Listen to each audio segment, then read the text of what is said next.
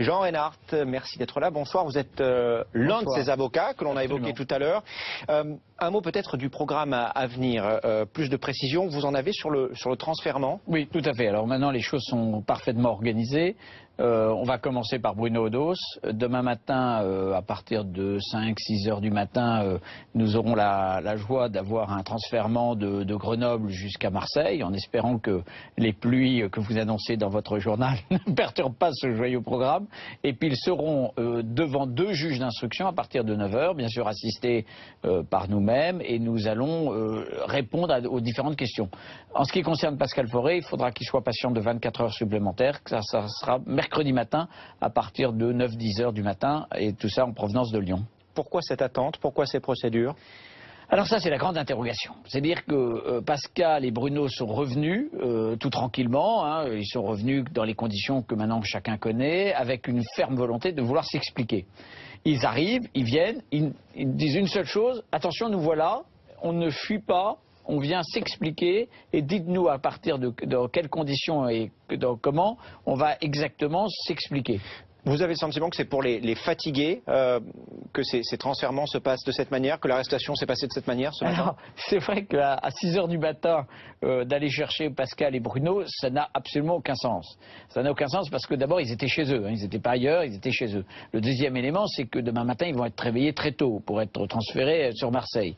Et puis, ils ont encore la fatigue du voyage. Donc, vraiment, si on veut obtenir des explications de la part d'un justiciable, on n'a pas besoin de le fatiguer auparavant. On a envie qu'il soit en pleine possession de ses moyens. C'est pas ce qui est en tous les cas programmé pour l'instant. Mais qu'est-ce qui vous choque finalement dans la façon dont les choses se passent? Parce que si c'était 2 justiciables comme les autres, ils auraient peut-être droit à ce même traitement. Alors justement, non.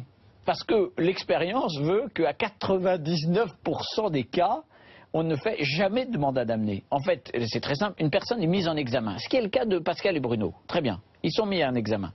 Lorsqu'ils sont convoqués par un juge d'instruction, ça se passe toujours de la façon suivante. Toujours, à 99%, le juge prend contact avec l'avocat en disant: voilà mes disponibilités, je veux entendre vos clients. Est-ce que à telle date ou telle autre date, ou je vous impose une date, et donc les personnes viennent spontanément. Et dans 99% des cas, ça se passe comme ça. Ça ne se passe différemment quand ils ne seraient pas, par exemple, mis en examen, ou ils seraient en fuite, ou d'une façon ou d'une autre. Mais là, la procédure a été respectée quand même, malgré tout. Stricto sensu, la procédure est respectée, c'est-à-dire que le mandat d'amener a été délivré a priori correctement. Nous n'avons pas accès au dossier, mais on peut l'imaginer. Mais ça veut dire que dans 99% des cas, c'est juste une lettre ou un fax ou un coup de téléphone ou un mail qui arrive dans le bureau de l'avocat et qui dit il faudrait que Pascal et Bruno se présentent à telle et telle date. Ça ne sert à rien de mobiliser 15 gendarmes à 6 heures du matin, de mobiliser un convoi. Tout ça, ça coûte extrêmement cher pour la justice française, et je peux vous dire qu'en fin d'année, ils comptent leurs sous. Et ça vous paraît pas anormal? Ce sont des gens qui, vous parlez de sous, visiblement ont quand même quelques économies, qui ont visiblement un réseau qui est assez efficace. Hein.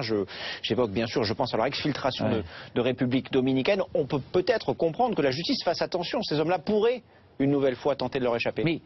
Mais non, la situation est totalement différente, parce que la République dominicaine vient de lancer un mandat d'arrêt international contre Pascal et Bruno. C'est-à-dire que s'ils quittent le territoire, par exemple, ils vont en Belgique, imaginons, c'est pas très loin la Belgique, ou bien la Suisse, ils peuvent être arrêtés sur l'heure et transférés en République dominicaine. Non mais il faut être totalement cinglé pour imaginer qu'elles veuillent tenter l'expérience d'aller retourner dans ce beau pays. Alors moi j'ai besoin d'une explication de votre part ce soir. Pourquoi est-ce que la justice déciderait de mettre en scène, comme vous l'avez dit, ou comme Maître Dupond-Moretti l'a dit, ces arrestations? Pour 2 raisons.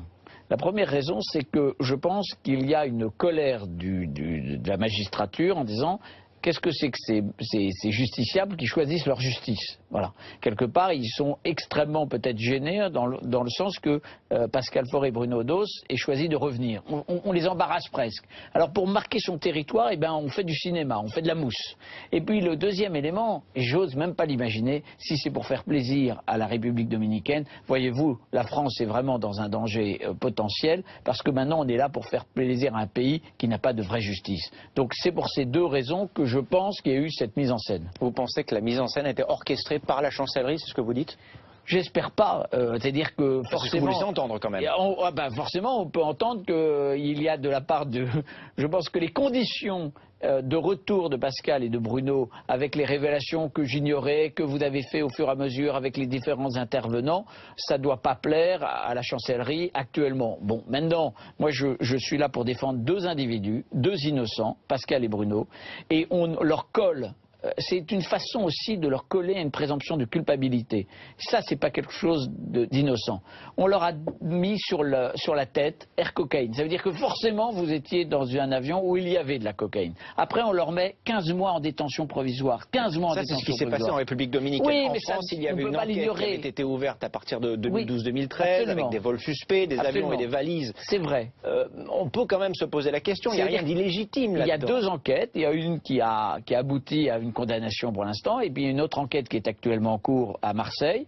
Enquête un peu par beaucoup de voies. Il y a beaucoup d'expertises en cours, il y a beaucoup d'autres éléments en cours, il y a beaucoup de personnes mises en examen, et on veut y répondre. C'est pour ça qu'on est, si vous voulez, partagé entre le sentiment d'une part de colère et de satisfaction, parce qu'on est vraiment extrêmement heureux de pouvoir venir devant les juges d'instruction, enfin s'expliquer. Jean Reynard, qu'est-ce que vous allez demander à ces juges en charge de cette affaire? Est-ce que vous allez demander à ce que ces deux hommes, Pascal Fauré et Bruno Dos, puissent être libres?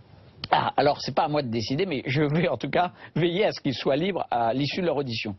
Je pense que c'est pas tout à fait dans les intentions des juges d'instruction ou du parquet de Marseille, qui aimeraient bien de nouveau leur refoutre un petit coup derrière la tête et les remettre en détention prévisoire. Mais là, il n'y a pas eu les auditions, il est trop tôt d'en parler, et on va se battre pied à pied pour que ça ne soit pas le cas. Merci en tout cas Jean Reynard d'être venu ce soir répondre à toutes ces questions en direct sur BFM TV. Très bonne soirée.